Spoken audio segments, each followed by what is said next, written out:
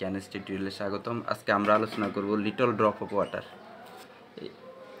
এই কবিতাটা নিয়ে আলোচনা করব। খেয়াল করো, read the following poem and answer the question that follow.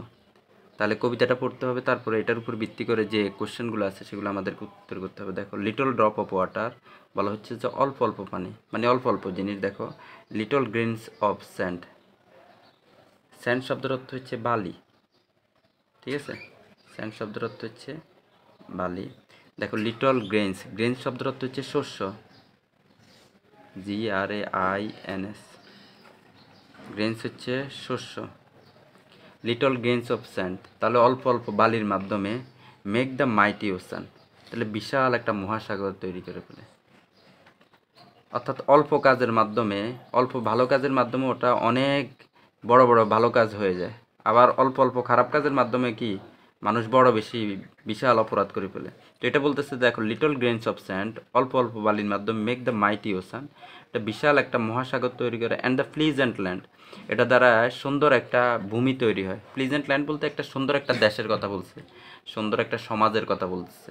মানুষ যদি ভালো কাজ করে, সবাই যদি একটু একটু ভালো কাজ করে, তাহলে ওই সমাজটা ভালো থাকে, সুন্দর থাকে।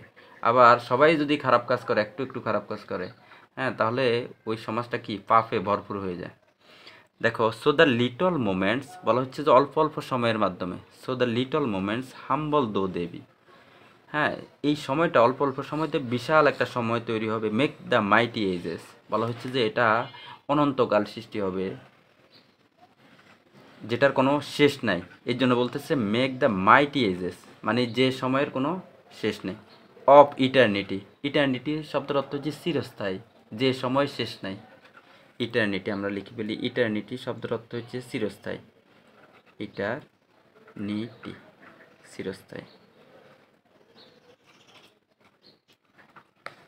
তারপর দেখো, সো দ্য লিটল ইরর্স বলা হচ্ছে অল্প অল্প ভুলের মাধ্যমে, ছোট ছোট ভুলের মাধ্যমে লিড দ্য সোল এওয়ে, বিশাল কি আমাদের অন্তর কি ভুলের ভরপুর হয়ে যায়। From the path of virtue, যদি আমরা ভালো কাজ করি, কি বলছে? From the path of virtue, virtue শব্দের অর্থ হচ্ছে ভালো গুণ, ভার্চু শব্দের অর্থ হচ্ছে ভালো গুণ। দেখো, from the path of virtue far in sin to stray, আর অল্প অল্প ভালো কাজ করলে, ভালো গুণের মাধ্যমে আমাদের কাছে যদি কি খারাপ গুণ থাকে, খারাপ অভ্যাস থাকে, বদ অভ্যাস থাকে, সেটা কি হয়ে যাবে? বিতাড়িত হয়ে যাবে।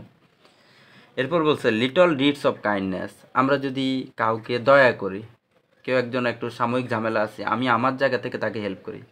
আমার কারো কাছে কলম নাই, আমার কাছে 2টা কলম আছে, তোমাকে তাকে একটা দিয়ে দিলাম, তাহলে এটা হচ্ছে লিটল ডিডস অফ কাইন্ডনেস। অল্প অল্প ভালো কাজের মাধ্যমে, অল্প অল্প দয়ার মাধ্যমে, লিটল ওয়ার্ডস অফ লাভ, অল্প অল্প ভালোবাসার মাধ্যমে। ভালোবাসা কি? এই যে অল্প আমরা কাউকে হেল্প করতেছি, তাহলে এটার তার প্রতি কি আমার এক ধরনের মায়া। Little words of love, help to make earth happy, এই কাজগুলো যখন আমরা সবাই মিলে একসাথে করব, তখন আমাদের পৃথিবীটা সুন্দর হবে, পৃথিবীটা বাসযোগ্য হবে, যেখানে কোনো হিংসা থাকবে না, যেখানে কোনো হানাহানি থাকবে না, যেখানে কোনো সমস্যা থাকবে না। এই জন্য বলছে help to make the earth happy, আমাদের পৃথিবীটা সুন্দর করবে। লাইক দ্য হ্যাভেন অ্যাবাভ, অর্থাৎ পৃথিবীর মধ্যে একটা স্বর্গ তৈরি হবে। তাহলে এই গুণগুলো যখন আমরা অর্জন করতে পারবো, ছোট ছোট কাজ, যে কোনো কাজ হতে পারে, সেটা ভালো কাজ মন্দ কাজ, অর্থাৎ সেটাতে আমাদের গুরুত্ব দিতে হবে। এক ছোট ছোট কাজ করলে সেটা এক সময় বড় কাজে পরিণত হবে। আশা করি সবাই বুঝতে পেরেছে। সবাইকে অসংখ্য ধন্যবাদ।